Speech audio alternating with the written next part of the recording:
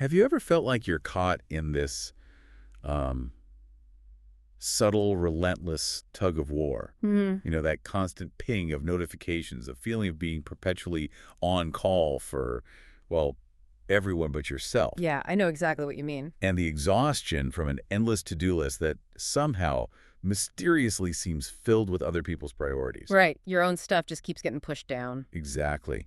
It's that familiar drain, isn't it? That subtle obligation to respond immediately, to always be available. Always on. Yeah, always on. And it leaves your own biggest goals just gathering dust while you're constantly doing, but not really for you. Hmm. It's a common trap. Okay, so let's unpack this a bit. We often mistakenly equate being a good person, you know, a good friend, a dedicated employee, a supportive family member, with being endlessly available. Right, with boundless accessibility. Yeah, we assume generosity just means always being there, always saying yes. It's like a default setting for many of us. But what if that very availability is, like, silently eroding your power, diminishing your peace, halting your personal progress? That's a kicker, isn't it? What if it's actually making you less valuable, not more, in the eyes of others, and maybe even in your own? Oof. Yeah. Like, imagine Sarah at work, always taking on extra tasks because she's, afraid to say no, Mm-hmm. People pleasing. right? And she burns out, maybe without even getting that promotion she deserves. Been there, seen that. Yeah. Or Mark, who consistently drops everything for his friends, but then finds they rarely reciprocate when he needs something. The one-way street. Exactly. Their efforts, while totally well-intentioned, are inadvertently teaching others to just expect their presence rather than appreciate it. It's a compelling observation, definitely. And what's truly fascinating here is how deeply ingrained this societal conditioning is. Right. It feels like it's everywhere. It really does. We're often rewarded, or at least we believe we are, for certain type of busyness or, hyper-responsiveness. Like being busy is a badge of honor. Exactly. We're conditioned to believe that being on call or always available shows dedication, maybe a strong work ethic, or even deep care in our personal relationships. Mm-hmm. But if we connect this to the bigger picture, the real truth is true value isn't about being present everywhere or responding to every single request the second it lands in your inbox. It's about being powerful, being impactful, where it truly matters. Right. Which ironically often requires this deep, unwavering focus and a really discerning allocation of your most precious resources, time and energy. That's such a powerful reframing. Looking at our time and energy not as infinite, like some endless tap, Right. but as a finite, precious currency. Mm-hmm. That's the key. So our mission today in this deep dive is to get into some really powerful ideas from the source, become valuable, not available. Okay. We're going to explore how to reclaim your time, your energy, and your presence. Not selfishly, not about being mean or anything. No, it's about wisdom. Exactly. Wisely. To become truly impactful, this isn't about isolating yourself. It's more about strategic self-management, honoring your own intrinsic worth. Yeah. We're aiming to give you, the listener, a kind of shortcut to understanding how to stop being just available and start being truly valuable. This deep dive, then, it really raises an essential question for you listening right now. How might your life fundamentally shift if you started viewing your time and energy not as this infinite wellspring, to be freely given to every single demand that comes your way, Right. but as a precious currency, something to be strategically invested only in what truly aligns with your purpose, your growth, and, your well-being? Wow. Think about the profound implications of just that shift in perspective. It changes everything. It really does. That's a truly transformative way to frame it. Okay. Okay, so let's start by looking at what this constant availability actually costs us. Because there's a cost. Oh, definitely. It's a paradox, really. We think we're being helpful, kind, generous. All the good things. All the good things. But often, the opposite happens. The source puts it very bluntly, almost shockingly. When you give yourself to everyone, you lose your value. Stark. Right. The more accessible you are, the less people respect you. It seems incredibly counterintuitive, doesn't it? Totally. Because we're taught the opposite. Exactly. We strive to be there for everyone, try to earn approval, only to find our efforts are less and less appreciated.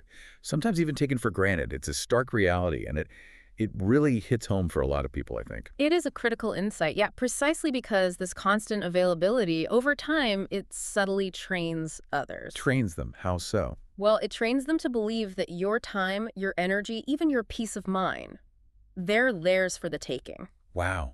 Like it's an entitlement? Kind of, yeah. This dynamic often starts innocently enough, right? Rooted in a genuine desire to be kind or supportive or maybe just not to disappoint anyone. Sure, nobody wants to disappoint people. But as the source wisely points out, at first it feels like kindness, but over time it becomes self-betrayal. Self-betrayal. That's strong. It is, because you end up in the situation where your schedule isn't dictated by your own priorities anymore, Right. or your own needs, or your deepest aspirations. It's dictated by this relentless stream of external demands. Like, The casual call that somehow turns into an hour-long complaint session you didn't sign up for, oh yeah? or the last-minute request from a colleague who didn't plan ahead, Mm-hmm. or just someone showing up expecting your immediate, undivided attention right now. Yeah. That feeling. You begin giving so much of yourself away to others that you slowly, subtly just fade from your own life's narrative. Wow. Fade from your own life. And remember, what is always within reach? Well, it truly is rarely appreciated. It just becomes background noise, an expected convenience rather than a valued presence. And it creates this like profound internal conflict too. How many times have you, listening now, felt your efforts were overlooked precisely because you were always there? The reliability paradox. Yeah. That feeling where you bend over backward, you go the extra mile, and instead of genuine gratitude, you just get an expectation of more. Yes. It's demoralized. It's exhausting. Yeah. And it leaves you wondering if all that giving was actually worth it. This feeling of being drained and unseen. It really ties into the next point, doesn't it? About diluting your power and your progress. It absolutely does. When you're constantly abandoning your own priorities to meet every demand that pops up, you're not just losing time, you're fundamentally diluting your focus. You're weakening your progress on what truly matters to you. Indeed. It's an issue of energetic dispersion. Think of your personal energy, right? Your capacity to focus and create. Think of it as a finite resource, like water. When water flows aimlessly, undirected, unbounded, It just goes everywhere. yeah, it's wasted. It seeps into the ground or it causes floods, but without any real benefit. Right. But when that same water is contained and directed, say, channeled into a hydroelectric dam, Suddenly it's powerful. immense power, enough to light entire cities. Yeah. The source uses this exact analogy, stating, your energy works the same way, scattered, it's lost, focused, it builds your destiny. Build your destiny. Wow. Without clear, consistently enforced boundary, your energy just flows aimlessly. It becomes this dispersed, ineffective trickle instead of a potent, directed force. And this constant availability, it makes you almost invisible. Not literally, of course, No. but people stop seeing your inherent worth, your unique contributions, the true value of your focused effort. Because you're just there, always. Exactly. And those boundaries you don't enforce. They don't just weaken. The source says they simply get erased, leaving you open to further unchecked depletion. That analogy of water is incredibly vivid. It makes you realize how much potential power we just let seep away day after day, maybe without even noticing. It's significant. And the long-term impact on our mental and emotional well-being. I mean, when we consistently put external demands before our own needs, it must be profound. Oh, absolutely. It slowly but surely erodes your self-worth, doesn't it? You start to internalize this idea that your own needs, your own dreams are somehow less important, Less urgent. Yeah. less urgent than everyone else's. It absolutely does. And the psychological cost is significant. This constant self-sacrifice, even if it starts well-intentioned, it can lead to chronic stress, debilitating burnout, and this deep, gnawing sense of unfulfillment. Yeah, that hollow feeling. Exactly. And over time, it fosters resentment. Resentment towards others for their demands, sure, but maybe even more painfully. Towards yourself. Resentment towards yourself for continuously allowing it. It severely diminishes your sense of self-efficacy, your personal agency. Because you're always reacting. You're constantly reacting to external stimuli rather than proactively initiating steps towards your own vision. And this reactive mode then directly impacts our ability to nurture genuine relationships and achieve those personal goals we care about. And it creates this really subtle but corrosive shift in relationship dynamics too, doesn't it? Where being too available inadvertently teaches others to take you for granted. It's not necessarily malicious on their part, like you said, No, usually not. but it's a learned behavior. It's a predictable response to a lack of clear boundaries. That's it. The source highlights this perfectly. You may think you're helping, but being too available often teaches others to take you for granted. So true. While you're giving endlessly, always ready to assist, always quick to reply, your own goals, your own dreams, your personal growth, they all just sit there, Gathering dust. untouched, Bro. waiting for a someday that never quite comes because you're perpetually tending to someone else's present moment crisis. Precisely. And in this dynamic, others may not develop the capacity for independent problem solving. Why would they need to? Right, because you're always there to fix it. Exactly. You've implicitly, or sometimes explicitly, positioned yourself as their primary solution, their go-to resource. This perpetuates a cycle where you are viewed more as an accessible resource to be utilized. A utility. Yeah, almost like a utility, rather than an individual with your own aspirations, a rich internal life, and a unique purpose to fulfill. That's kind of dehumanizing in a way. It can feel that way. This is why the source's statement, being unavailable at times, isn't selfish. It's wisdom. It shows you value your purpose, is such a powerful counterpoint. Wisdom, not selfishness. I like that. It counters the immense guilt so many people feel when they even consider setting a boundary. It's about understanding that your own mission, your own destiny, as the source puts it, requires protection. It requires intentional focus and a deliberate allocation of your energy. Okay. It's an act of self-preservation that ultimately allows you to give more effectively where it truly counts, instead of being depleted everywhere. That's such a crucial distinction. Wisdom, not selfishness. Yeah. It fundamentally redefines what it means to be truly impactful. Moving from that scattered, always-on state Right. to a focused, purpose-driven one. Which naturally brings us to a really important point.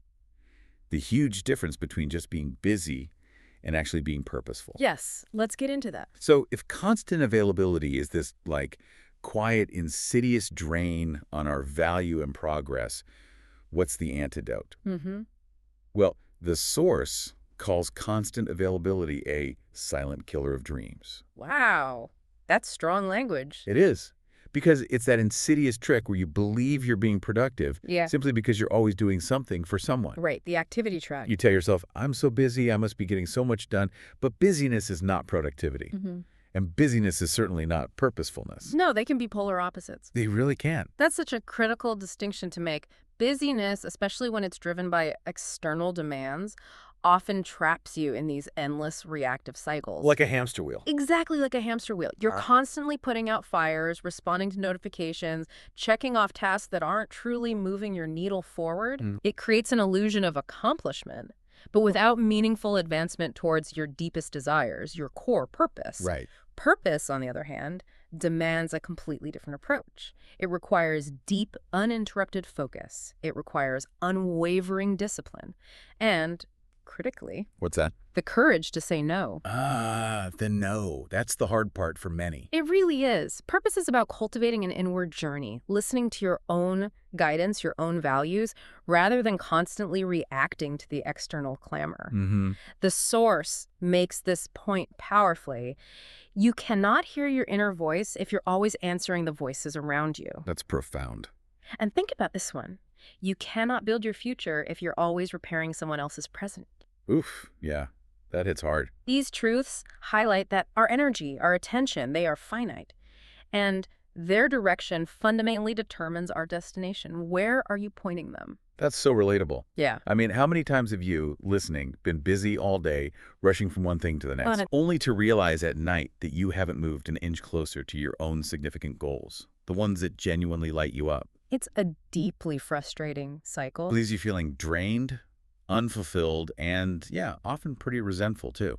Understandably so. So, the solution then, it seems, is honoring your value by consciously creating space. It sounds simple, but for many of us, the idea of letting people wait can feel incredibly difficult, almost counterintuitive. It is challenging, precisely because it often goes against deeply ingrained habits and, let's face it, powerful societal expectations. We're taught to be responsive. Right. Immediately responsive. Yet the source directly challenges us with this. Let people wait. Let them realize that your time is not infinite and your presence is not free. Okay, but how do you do that without feeling rude? Well, it's not about being rude or arrogant or dismissive. It's about establishing clear, respectful boundaries that communicate your value. Like what? Give me an example. Okay, it could mean not immediately replying to a non-urgent email that lands at 10 p.m. Wait till morning. Right. Or maybe allowing a colleague to troubleshoot a minor issue themselves for 5 minutes before you jump in to rescue them. Instead of solving it instantly for them. Exactly. It's teaching people, gently but firmly, to respect your bandwidth, rather than you simply reacting to every single ping. Okay.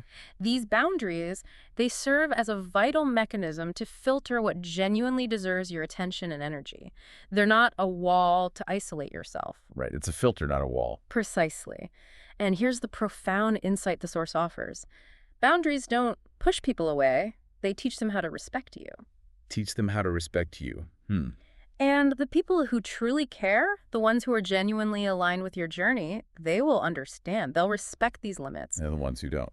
Well, as the source notes, maybe they were never aligned with your journey in the first place. Ouch. Their reaction, often that frustration or anger you see, it reveals their true priorities, which are often, frankly, about their convenience, not about your well-being or your shared growth. That makes perfect sense. And it really underlines the often unseen cost of inaction, doesn't it? Of not setting those boundaries. Absolute. Every time you say yes to something unworthy of your time, something that drains you or isn't aligned, you are silently, almost invisibly saying no to yourself. The source says no to your peace, no to your growth, no to your priorities. It's this internal sacrifice, and often we don't even realize the true depth of what we're giving up in that moment until much, much later. Exactly so. And many people struggle profoundly with setting boundaries, right? Often it's rooted in this deeply ingrained fear. Fear what? Fear of disappointing others, fear of being judged negatively, sometimes even the fear of abandonment. Yeah, those are big ones. Huge. There's this subconscious belief that saying no will lead to negative repercussions. You'll lose friends, miss out on opportunities, be seen as uncooperative or not a team player. Right. Not nice. Exactly. But this very fear often leads to sacrificing your personal well-being, your intrinsic peace, for just fleeting external approval, temporary validation. The source directly challenges this costly exchange. It asks, why should your peace be sacrificed to buy someone else's approval?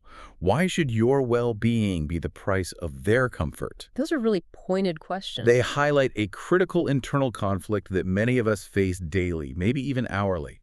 And over the long term, this chronic self-abandonment, it can lead to profound emotional and spiritual costs. Like what? Chronic resentment, pervasive anxiety, deep-seated burnout, and eventually a complete disconnection from your true self and your purpose. Wow.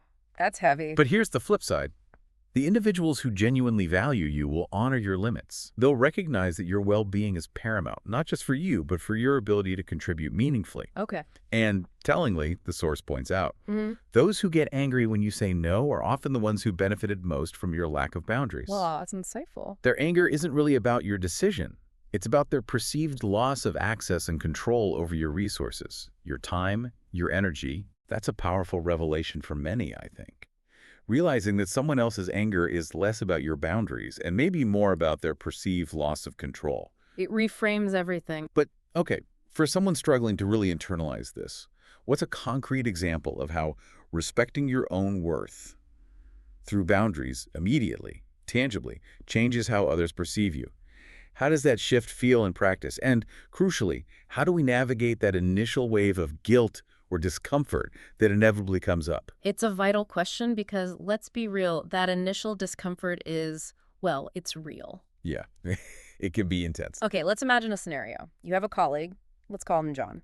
John consistently drops last-minute urgent tasks on your desk, often after hours, because he knows you'll always respond. You've been reliably available.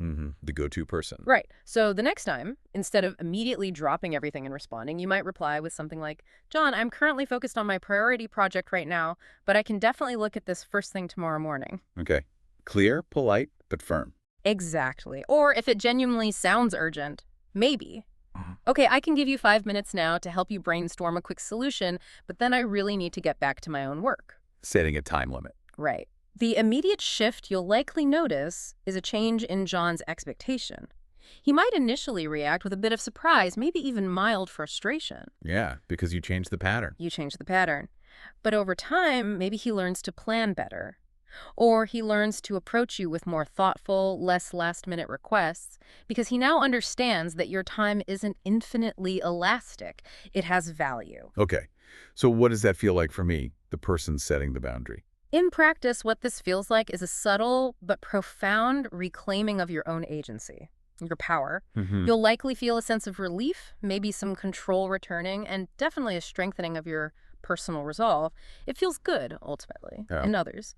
They begin to approach you with more respect because your yes, when you give it, now carries weight. It actually means something specific. Because it's not just automatic anymore. Exactly. It's no longer a given. It's a deliberate choice. Now, about that guilt. Yeah, the guilt. The guilt you might feel initially is precisely the residue of the old dynamic. It's that internal programming that mistakenly equated your worth with your constant availability.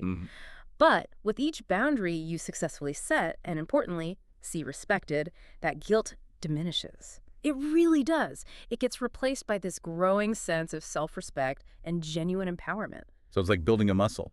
It's exactly like building muscle. It's a re-education, both for the people around you and just as importantly for yourself. That truly sounds like a powerful re-education. And realizing their frustration is really about their convenience, not my decision. That's freeing.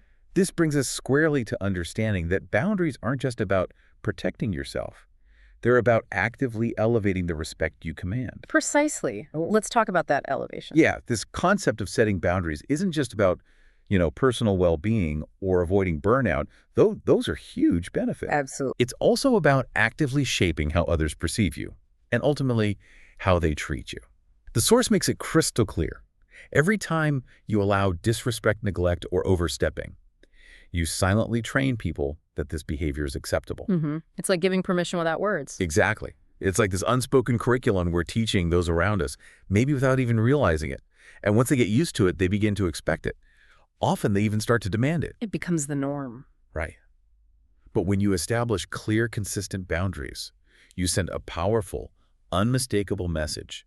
That message is, my time matters, my energy matters, my goals matter, and my peace matters. This isn't just about personal feelings. It's a fundamental principle of human interaction. It has deep roots in behavioral conditioning. How so? Well, when you consistently allow your boundaries to be crossed, you're essentially offering that silent curriculum, like you said. You're teaching people that this behavior is okay with you. Yeah. And once taught, it absolutely becomes an expectation. But what's often overlooked is that the very act of protecting your value actually elevates how your yes is perceived. Interesting. How does that work? It moves from being just this indiscriminate offering available to anyone anytime Right. to being a deliberate, thoughtful investment of your resources. It communicates that you're not just available to be used, But it's cool. but valuable to be respected. And that fundamentally shifts the power dynamic in your favor. Your yes gains significant weight because it's no longer given cheaply or, indiscriminately. Okay. It's a deliberate choice. It's an intentional investment of your precious resources, your time, your focus, your energy. That really makes so much sense. It makes me wonder, and maybe listeners too, are you accidentally training people around you to expect endless access instead of actually respecting your boundaries? It's a tough question to ask yourself, isn't it? It requires real honesty. It does. And the source gives us this beautiful analogy to drive this point home, something it calls the diamond principle. Oh, I like the sound of that. Yeah. It says, think of it like a diamond. Place a rare diamond on the street for anyone to pick up, and most will overlook it. True. Probably think it's glass. Right. But place that same diamond in a secured case, and suddenly its worth rises. Obvious value. Not because the diamond changed, but because it was protected. You are that diamond. Your boundaries are the case that preserves your worth. Wow. That metaphor is incredibly insightful because it underscores that your intrinsic worth doesn't actually change. Right. The diamond is still a diamond. You as a person are inherently valuable, unique, powerful. However, how that worth is perceived and treated by the world, that absolutely does change. Okay. And it changes based on the protection you choose to afford it. Think about, say, a priceless work of art. If it's left in some unlit attic gathering dust, its immense value isn't diminished, technically. And nobody sees it. Nobody appreciates it. Exactly. Yeah. But place that same masterpiece in a gallery under perfect lighting, maybe with a velvet rope and a security guard. Suddenly, everyone recognizes its value. Its perceived value, the respect it commands, skyrockets. It's not about arrogance or ego. It's about recognizing and safeguarding something truly precious. Okay.